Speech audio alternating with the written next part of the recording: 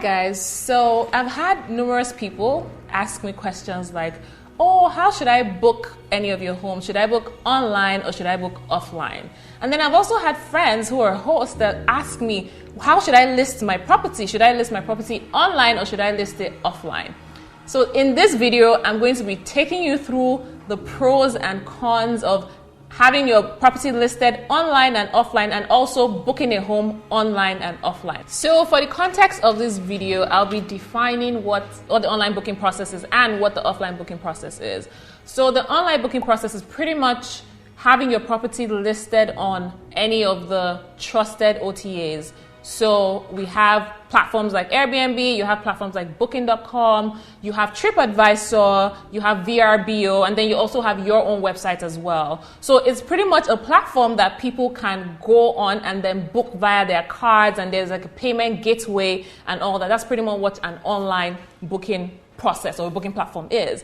And then for offline, it's pretty much people just paying directly to your bank account. So that way, maybe you're marketing via WhatsApp, you're marketing via local agents in your city, or you're marketing via Instagram or Twitter or even Facebook. You have people pay directly to your bank account. So that's what I mean by offline booking or the offline booking process. So right now I'll be taking you through what the pros of having your property listed on an online booking platform is. So like I already said, booking platforms include booking.com, Airbnb, TripAdvisor, Vrbo. We also have a local one in Nigeria called Split. There are tons of them, numerous ones where you can list your properties on. So one of the advantages of having your properties on there is it is a trusted platform. Like, they're popular, they spend a lot of money on advertising, everybody knows them, and people trust that if they put, for example, their card details on there, they're not going to get defrauded or anything like that. So you already have access to their data or their clientele base, so which makes it very smooth for you, you know. So another point is advertising. You literally don't have to pay any money on advertising. They have done all the groundwork for you. And you can imagine companies like that, their advertising budgets are off the roof. So they do all the work and they make sure that your properties, especially if your properties are nice looking, they're good, they're in good locations, you have good reviews, they just keep bumping you up, and then there are more eyes on your properties. Like I said earlier, there's access to tons of people, you know. So booking.com, for example, I think there were about 3 billion arrivals in 2019. And Airbnb had about 150 million. So you can imagine having access to that amount of people. Just imagine if you had like 0.05% of those people see your property. I mean, that's great for everyone. Also, I'll talk from a guest perspective. Booking is extremely seamless. You know, so all you need to do is just download the app of whatever booking platform you're comfortable with, and then enter your details, look for your home, enter your card details, and that's it. You can converse with the host from time to time to be sure what you see in their profile is what you're getting, but booking for the most part is really seamless. And finally, you feel like your money is safe. So if anything happens, say for example, you go to a home and what you see isn't what you get, you can actually get compensated easier than you will if you were doing like an offline booking, for example. So those are my pros for having your property listed online or booking a home online. One of the issues that we have, especially in Nigeria, is the card issue. So Nigerian cards, for example, we all know has some sort of restriction. So we find out that a lot of guests that are trying to book properties on any of these OTAs can't book more than a certain number of nights. So there's a cap. Every time CBN changes its cap, I don't know what it is right now, but I know that at some point the cap for your daily spend was $300. So if you have a guest that is trying to book a home that costs, say, $100 and wants to book it for 1 week, they can't book it for 1 week using their Nigerian cards. So for countries that have like restrictions on their cards, online bookings can be a mess or very difficult rather to maneuver. So let me tell you a very, very funny one. So did you know that on the Airbnb platform, as a host, I mean, they allow you to put your property on there and all of that, but you can't earn money into your Naira account. Whether it's a Naira dorm or a Naira, you can't earn money into your Naira account. It was a very funny one. I didn't even realize that. So the first time I had my first property, I was very excited, listing on Airbnb, blah, blah, blah, taking all the pictures and all that, uploaded everything, and then when it was time, they will ask you, where do you want your payout to be? So you have to put in like your bank account details and all that. So I clicked on the drop down and I was just going down and got to end and I'm like, where's Nigeria? I don't understand, why is my country missing? I'm like, well, what the heck is going on? So I went into one of all these Airbnb forums and I realized that they do not accept Nigerian cards, whether it's a Naira card or a DOM card. I had to call my brother, who lived in the US at that point, to give me his US card details. So that was what I was using to get my payouts up until I was able to get a US card. As a Nigerian host, you can't have your payout paid into a Naira or a DOM account provided as a Nigerian card. It's crazy, but that's a story for another day. We'll go into that video another time. Finally, one other one is service fees. A lot of people hate those service charges. So imagine paying $2,000 for a home and you have to pay 14% on the guest side as service fee, and then there's another 3% on the host side as service fees. I mean, Airbnb, that's how they make their money, right? They need to make money, but those service fees can be quite steep.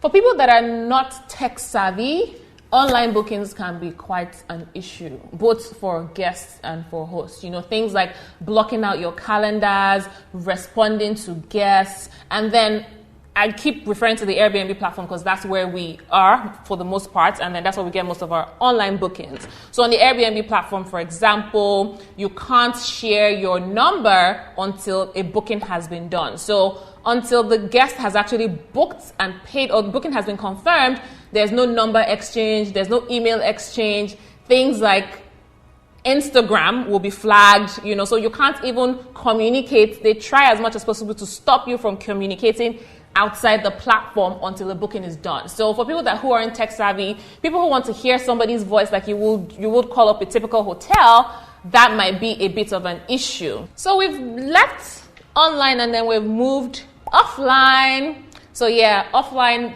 I understand why people might be skeptical about making offline bookings, but trust me, there are definitely some pros, which I'm going to just list to you right now.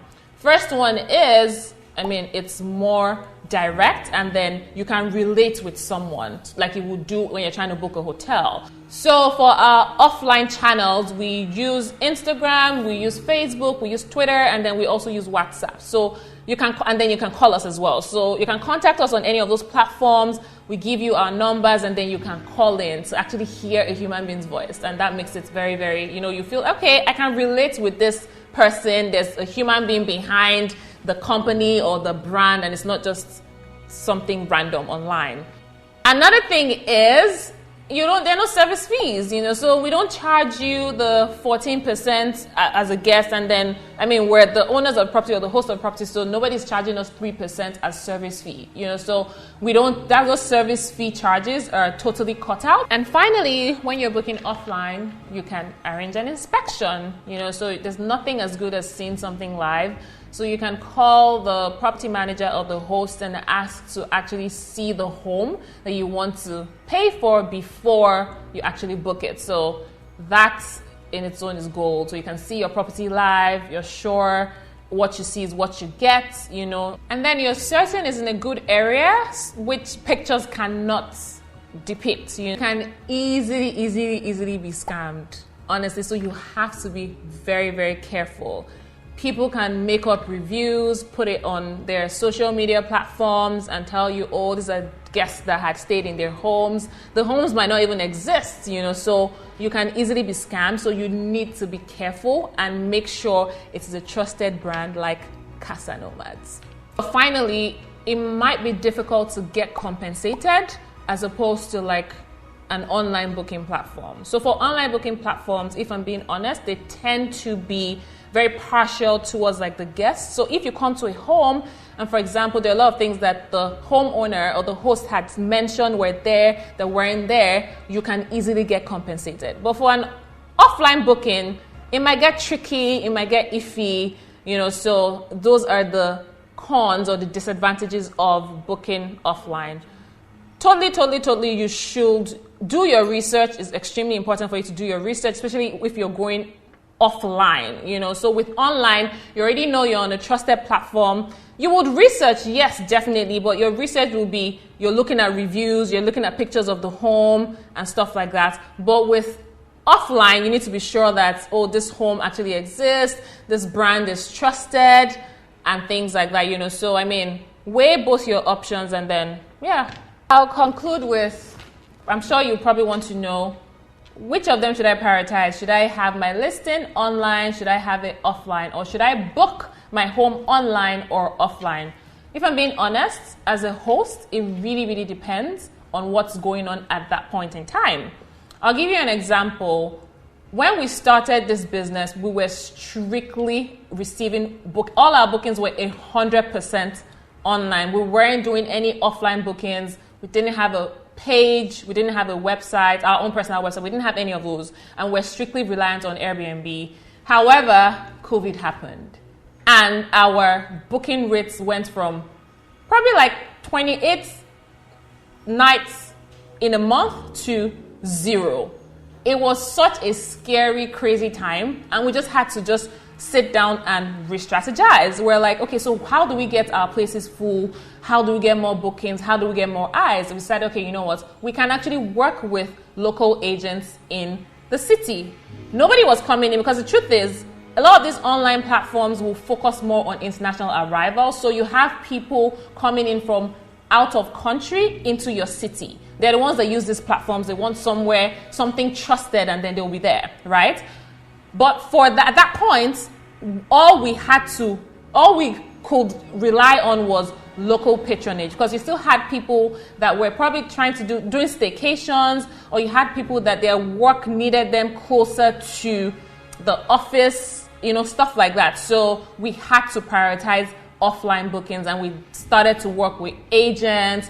We grew our Instagram page, started Twitter. We're more aggressive on Twitter, Facebook, and then WhatsApp marketing as well. So at that point, we had to focus more offline than online. And then our offline and online, the offline bookings started to pick up. This home that we're in, for example, we're currently on, so the stats is between November of 2019 till December of last year, we were at about 61.5% online bookings, and the rest were offline. And it was quite shocking to me when I saw those stats, because when we started, it was strictly on. We wouldn't even accept, and we weren't even accepting viewings. It was a strictly online platform. We weren't doing anything offline. So like I said, it really depends on the season and what is happening at that time. So honestly, don't prioritize any, but figure out what's going on at that point, and then you can focus on one over the other, just depending on what's going on